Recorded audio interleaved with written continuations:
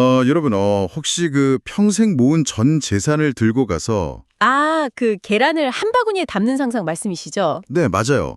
분산 투자라는 기본 원칙은 다 무시한 채로 단 하나의 바구니에 전부 털어넣는 거예요.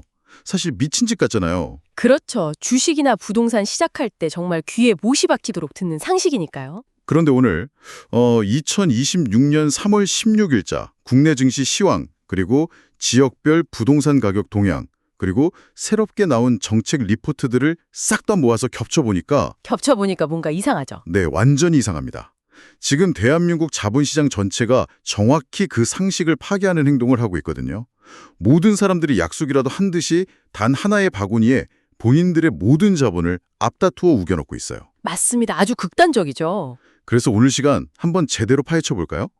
오늘 살펴볼 자료들을 관통하는 핵심 미션은 대체 왜 우리 자산시장이 주식과 부동산을 가리지 않고 이렇게까지 극단적인 양극화 그리고 쏠림 현상을 겪고 있는지 알아보는 겁니다. 네, 그 기저에 깔린 심리나 자본 이동의 메커니즘을 뜯어보자는 거죠. 맞습니다. 여기서 흥미로운 건 이 극단적인 쏠림이 단순히 투자자들의 기분 탓이 아니라는 겁니다. 철저하게 데이터로 증명되고 있거든요. 지표로 다 나타나고 있나요? 네, 겉으로 드러난 지표만 슬쩍 보면 시장이 무난하게 흘러가거나 오히려 좋은 것처럼 보여요.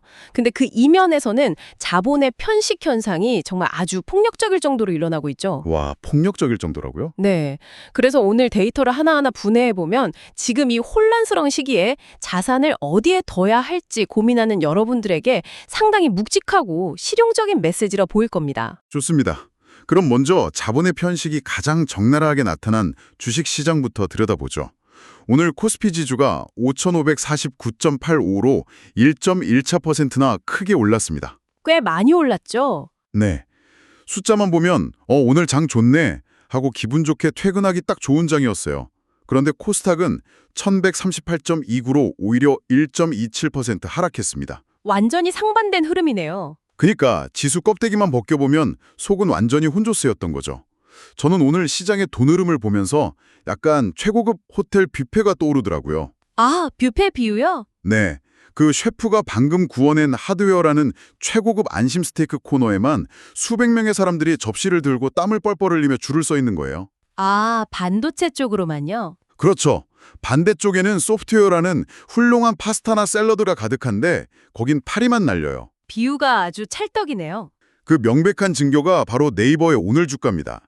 시장의 관심이 반도체라는 메인 요리에만 막 쏠리면서 대한민국 대표 소프트웨어 기업인 네이버는 오늘 2.02% 하락한 21만 8,500원에 마감했거든요. 스테이크 코너 비유가 현재 시장의 맹점, 그러니까 유동성의 한계를 아주 정확히 짚어냈네요. 사실 주식시장에서 하루에 움직일 수 있는 자금, 즉 유동성은 무한하지 않잖아요. 그렇죠. 한정되어 있죠. 네, 정해진 크기의 물웅덩이에서 어느 한쪽이 블랙홀처럼 물을 다 빨아들이면 나머지 종목들은 필연적으로 바닥을 드러내며 말라 죽는 제로섬 게임이 되는 겁니다. 그러니까 오늘 네이버 같은 기업들이 하락한 게 펀더멘털 문제가 아니라는 거군요. 맞습니다. 실적이 하루아침에 무너져서가 아니에요. 시장의 매수대기 자금이 오직 AI와 반도체라는 하나의 테마로 전부 진공청소기처럼 빨려 들어갔기 때문이죠. 진공청소기? 와. 그리고 이 거대한 진공청소기의 스위치를 켠 건 바로 내일 개막하는 이벤트, 엔비디아의 연례기술 컨퍼런스인 GTC 2026입니다. 내일 열리는 그 엄청난 이벤트요. 지금 온 전 세계 시장이 내일 젠슨 왕이 또 무슨 기가 막힌 비전을 발표할까 여기에만 목을 메고 있는 거잖아요? 네, 온통 그 생각뿐이죠. 근데 그 기대감 하나 때문에 외국인 투자자들이 반도체만 쓸어담고 나머지 종목의 산소를 다 끊어버렸다는 건 지수 전체에 왜곡을 가져올 정도로 좀 무시무시한 파급력 아닙니까? 이게 왜 그러냐면요. 시장 참여자들은 지금 그 어느 때보다 불확실성을 극도로 혐오하고 있습니다. 불확실성을 혐오한다. 네, AI 혁명이라는 거대한 패러다임 변화 속에서 유일하게 뜬구름 잡는 소리가 아니라 실제 숫자로 조 단위의 실적으로 증명되고 있는 게 바로 하드웨어, 즉 반도체 생태계거든요. 눈에 보이는 실적이 있으니까요. 그렇죠. GTC 2016은 단순히 신제품 몇 개 발표하고 끝나는 자리가 아니에요. 향후 몇 년간 전 세계 기업들이 이 하드웨어 장비에 돈을 얼마나 더 쏟아부을지 그 수요의 가이던스를 제시하는 자리거든요. 수요의 가이던스. 네, 그러니까 투자자들 입장에서는 내일 그 가이드라인이 나오기 직전인 오늘 시장에서 가장 안전하고 확실해 보이는 승자들에게 선제적으로 자본을 몰아놓는 겁니다. 아주 방어적이면서도 공격적인 포지션이네요. 정확합니다. 그 자본 몰빵의 스케일이 진짜 상상을 초월하더라고요. 오늘 SK 하이닉스가 무려 6.48% 상승했는데 더 놀라운 건 하루 거래 대금이 자그마치 5조 원을 넘겼다는 겁니다. 5조 원이요? 어마어마하죠? 보통 조 단위 거래 대금이면 시장 전체가 들썩일 수준인데 단일 종목에 이 정도 돈이 꽂혔다는 건 사실상 중소형주로 흘러가야 할 피가 전부 하이닉스로 쏠려버렸다는 거잖아요. 삼성전자 역시 증권가에서 목표 주가를 상향 조정한다는 리포트가 나오면서 강세를 보였고요. 네, 단일 종목에 5조 원이라는 자금이 손바뀜했다는 건 글로벌 헤지펀드부터 국내 기관, 개인 투자자까지 모든 주체가 이 테마 외에는 대안이 없다. 이렇게 노골적으로 선언한 거나 다름없습니다. 대안이 없다. 여기서 우리가 더 깊게 들여다봐야 할 대목은요. 이 거대한 폭포수 같은 자본이 SK 하이닉스와 삼성전자라는 거인들의 어깨에만 머물지 않는다는 겁니다. 아, 밑으로 흘러가나요? 네, 그 아래 반도체 밸류체인에 속한 소부장, 즉 소재, 부품, 장비 기업들로 흘러내리면서 아주 철저하고 냉정하게 옥석을 가리고 있습니다. 맞아요. 그 폭포수 효과가 오늘 특징주들에서 아주 선명하게 터져나왔죠. ISC가 오늘 무려 18.39%나 급등했습니다. 거의 상한가 문을 두드린 건데 네, 엄청난 상승이었죠. 상승 이유를 찾아보니까 이미지 센서 수율 이슈 그리고 반도체 소켓 수요 증대 기대감 때문이라고 되어 있더라고요. 여기서 잠깐 우리 청취자분들을 위해 짚고 넘어가면 좋을 것 같은데 사실 반도체에 깊게 관심 없는 분들은 수율이나 소켓 같은 전문 용어들이 확 와닿지 않을 수 있거든요. 아, 그렇죠. 이게 대체 어떤 기술적 메커니즘이길래 주가를 하루 만에 18%나 밀어 올린 건가요? 반도체 투자의 본질을 이해하려면 반드시 알아야 할 핵심 메커니즘이죠. 먼저 수율이라는 건 아주 쉽게 말해서 웨이퍼 한 장에서 불량품이 아닌 정상 제품을 얼마나 뽑아낼 수 있는지를 나타내는 비율입니다. 아, 100개를 만들었는데 90개가 정상이면 수율이 90%인 거네요. 네, 맞습니다. 근데 최근에 고성능 이미지 센서처럼 공정이 극도로 미세해지면서 이 수율을 높이는 데 애를 먹는 칩 제조사들이 늘어나고 있어요. 아, 그러니까 불량품이 많이 쏟아져 나온다는 뜻이군요. 그렇죠. 와, 불량품이 많아지면 칩메이커 입장에서는 어디서 불량이 났는지 찾아내고 걸러내야 하니까 그 테스트 과정이 엄청나게 중요해지고 빡세지겠네요. 네, 바로 그 흐름을 시장의 영리한 자본들이 정확히 파고든 겁니다. 반도체가 제대로 작동하는지 테스트를 하려면 칩을 꽂아서 전기를 통하게 해보는 연결 단자가 필요한데 그 부품을 테스트 소켓이라고 부르거든요. 테스트 소켓이요? 네, 근데 수율 저하라는 문제가 발생하면 칩 제조사들은 불량 원인을 잡기 위해 훨씬 더 잦고 강도 높은 테스트를 돌려야 합니다. 아, 테스트를 더 많이 해야 하니까. 당연히 소모품인 테스트 소켓은 금방 마모되겠죠. 그럼 교체 주기가 짧아지고 수요는 폭발적으로 늘어나게 됩니다. ISC는 바로 이 테스트 소켓 분야의 글로벌 탑티어 기업이고요. 아하, 시장은 이미지 센서 수율에 문제가 생겼다는 칩메이커의 악재를 오히려 ISC의 소켓 매출이 급증하겠구나 하는 확실한 실적 호재로 돈을 쏟아 부은 거군요. 네, 아주 정확합니다. 와, 누군가의 치명적인 약점이 누군가에게는 부품 교체 주기 단축이라는 확실한 캐시카우가 되는 거네요. 이렇게 인과관계를 뜯어보니까 자본의 쏠림이 그냥 막연한 묻지마 투자가 아니라 부품 소모량이라는 명확한 숫자를 근거로 한 아주 치밀한 베팅이라는 걸 알겠네요. 네, 데이터 기반의 베팅이죠. 그럼 오늘 15.13% 급등한 PSK 같은 장비주도 비슷한 맥락에서 돈이 몰린 거겠죠? 여기는 고객사 다변화와 목표 주가 12만 원 상향 소식이 있었어요. 네, 반도체 장비 산업에서 특정 칩 메이커 단 한 곳에만 매출의 대부분을 의존한다는 건 엄청난 리스크거든요. 그 단일 고객사가 투자를 줄이거나 공장 가동을 멈추면 자기 회사 매출도 반토막이 나버리니까요. 완전히 휘둘리는 거네요. 그렇죠. 그런데 PSK가 기존 메모리 반도체 위주의 한정된 고객풀에서 벗어나서 비메모리, 즉 시스템 반도체 분야로 발을 넓히고 해외의 다양한 칩 메이커들로 장비 납품처를 다변화했다는 분석이 나온 겁니다. 아, 리스크를 분산시켰군요. 네, 단일 고객 리스크라는 불확실성을 털어내고 체질을 개선했으니 기업의 밸류에이션을 완전히 재평가해야 한다고 시장이 판단한 결과입니다. 지금까지 주식시장 상황을 정리해보면 투자자들이 단순히 앞으로 AI가 세상을 지배할 거니까 같은 두루뭉술한 환상으로 돈을 쓰는 게 아니네요. 전혀 아니죠. 불확실한 요소들은 철저히 버리고 테스트 소켓이나 장비 납품처 확대처럼 당장 눈에 보이는 실적과 성과가 있는 가장 안전한 지대로만 자본을 밀어넣고 있습니다. 네, 그게 핵심입니다. 그런데 여러분, 여기서 정말 소름 돋게 흥미로워지는 부분은 따로 있습니다. 방금 우리가 주식시장을 통해 확인한 이 심리, 즉 불확실성을 혐오하고 가장 확실한 가치로 도피하려는 심리가 네. 형태만 부동산으로 바뀌었을 뿐 완벽하게 동일한 모습으로 지금 우리 삶의 터전에서도 벌어지고 있거든요. 맞습니다. 인간의 위험 회피 본능과 자본을 지키려는 욕망은 사실 자산군을 가리지 않고 발현되기 마련이니까요. 그러니까요. 부동산 시장에서는 이 본능이 이른바 똘똘한 한 채를 향한 치열한 생존 게임으로 나타나고 있는데요. 오늘 발표된 지표들을 연결해보면 그 민낯이 아주 적나라하게 드러납니다. 네, 상승세가 꺾인 것처럼 보이죠? 네, 뉴스 헤드라인만 대충 보면 서울 집값 폭등세가 드디어 한풀 꺾이고 안정화에 접어들었구나 라고 생각하기 쉽습니다. 하지만 아니죠. 네, 아까 코스피 지수만 보고 시장 전체가 좋다고 착각하는 것과 완벽하게 똑같은 오류예요. 속을 들여다보면 지역별 온도차가 극심합니다.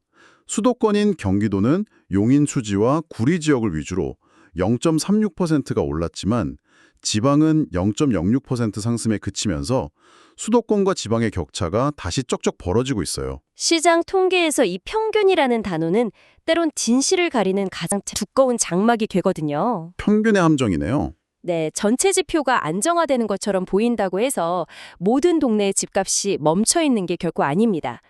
오히려 전체적인 상승 동력이 떨어질수록 투자자들과 실수요자들은 그래도 절대 가격이 떨어지지 않을 진짜 오를 곳만 찾아 필사적으로 이동하기 때문에 쏠림이 더 심해진다. 네, 국지적인 쏠림과 양극화는 평소보다 훨씬 더 폭력적으로 진행됩니다. 그 폭력적인 쏠림이 서울 내무지표에서 확연히 눈에 띄더라고요.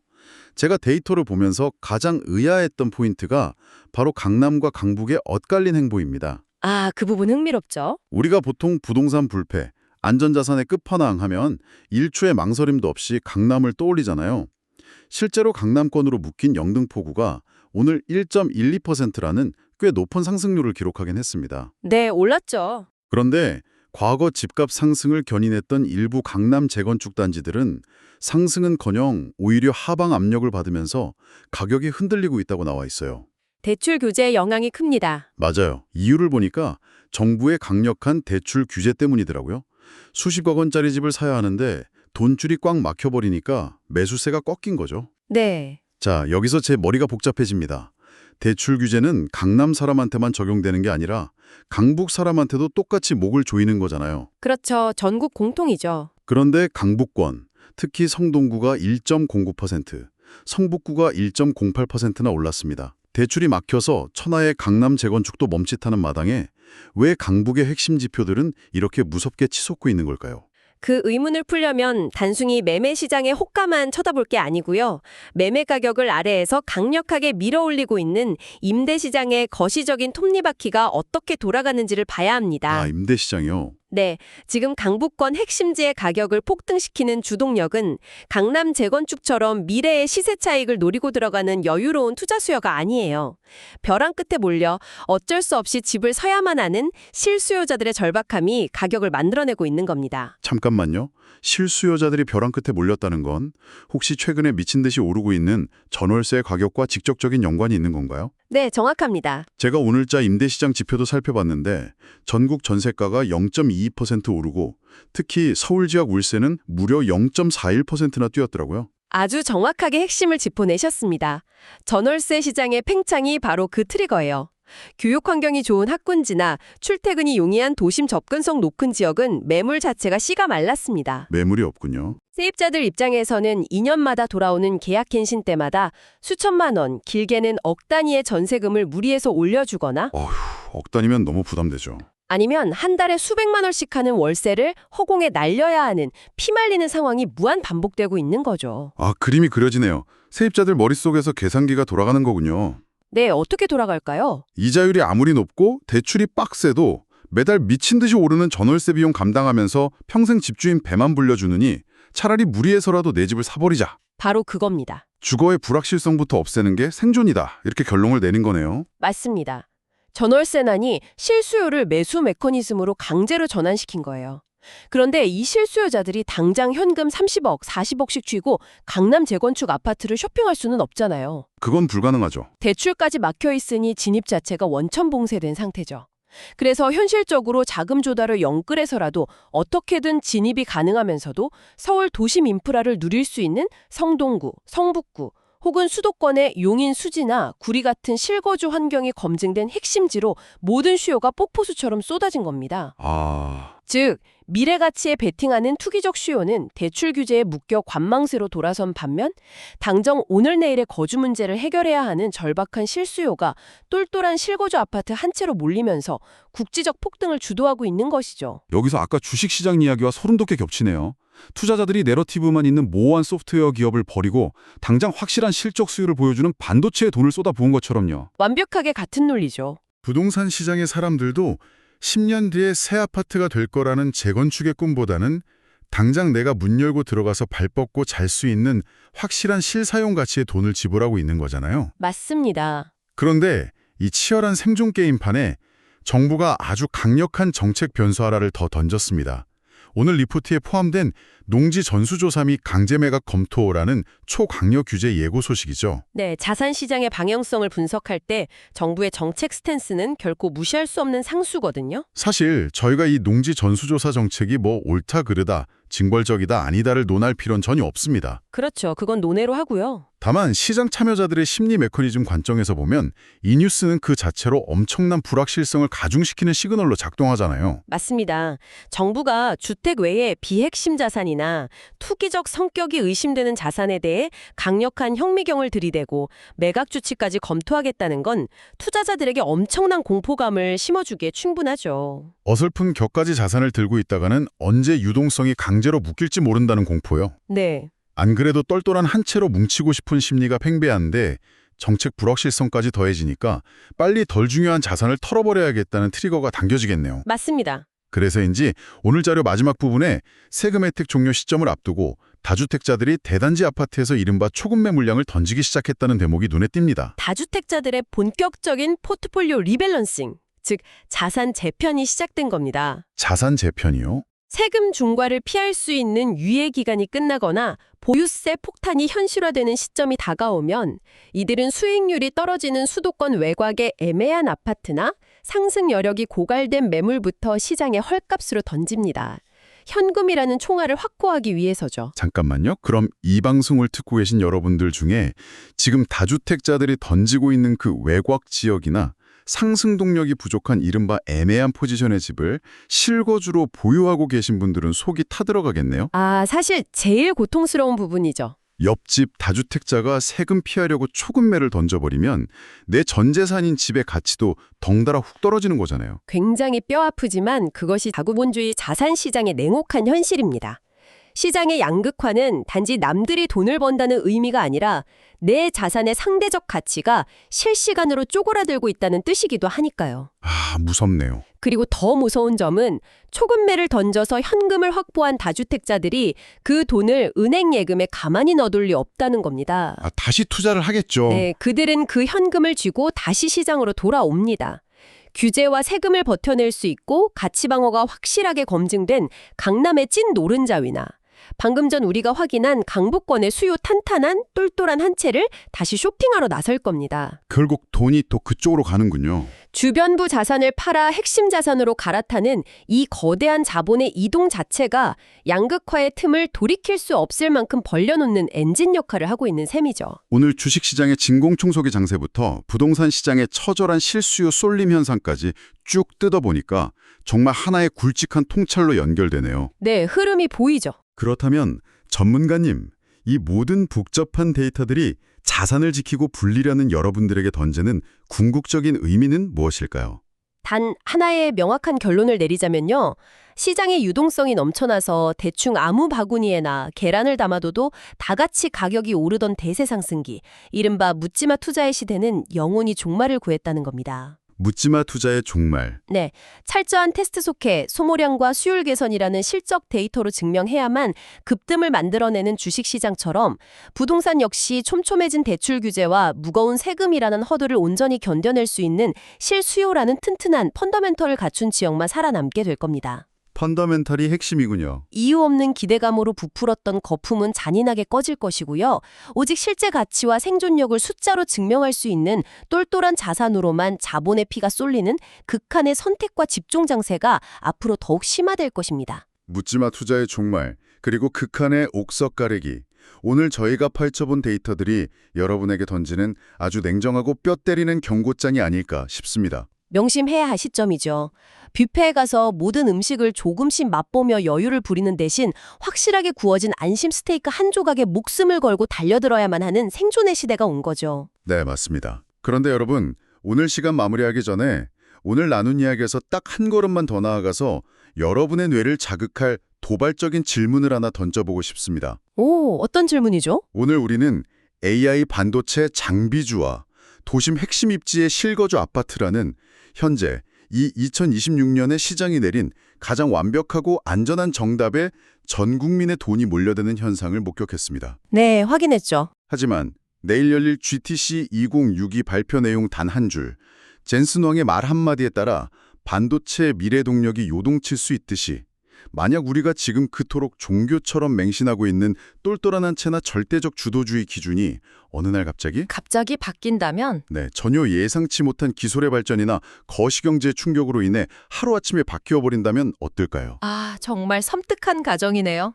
지금 모두가 앞다투어 한 방향만 바라보고 스테이크 코너로 달려가서 치고받고 싸울 때 혹시 저 구석에 텅 비어있는 파스타 코너 어딘가에 다음 시대를 주도할 완전히 새로운 가치가 헐값에 버려져 있는 건 아닐까요? 충분히 가능한 이야기입니다.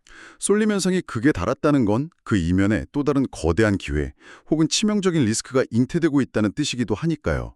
모두가 이것만이 정답이다 라고 외칠 때 혹시 내 투자 바구니가 시대의 변화에 대응하지 못할 만큼 꽉 막혀 있는 건 아닌지 스스로의 포트폴리오를 다시 한번 서늘하게 점검해 볼 때입니다. 네, 끊임없이 의심하고 점검해야 살아남을 수 있습니다. 오늘 심층 분석은 여기까지입니다. 매일 쏟아지는 지루한 숫자의 홍수 속에서 세상이 돌아가는 진짜 톱니바퀴를 찾아내는 여러분의 호기심 가득한 여정을 저희는 언제나 응원합니다.